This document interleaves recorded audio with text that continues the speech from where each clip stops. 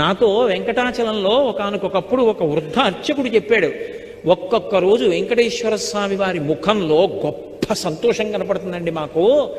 అలా కనపడింది అంటే మేము మరునాడు వస్తున్న వాళ్ళని చూస్తాం, ఎవరో ఒక పరమభక్తుడు వస్తాడు గుడికి అని చెప్పారు. అలాంటి వాడు ఒకడు వస్తాడు, లక్ష్మి. వాడు హుండీలో డబ్బులు వేయడానికి ఇలా చేయి పెడతాడు. వాడేం పెద్ద పెద్ద కట్టలు వేయడు.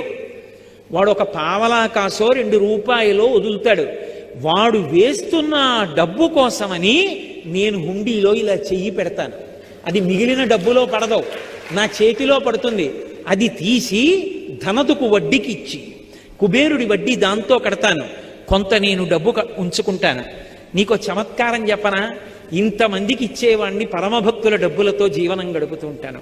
వింతలేల చెయ్యుచుండెదను కొండ మీద. ఆశ్చర్యకరమైన పనులు ఇలాంటివి చేస్తూ ఉంటాను. కలియుగంలో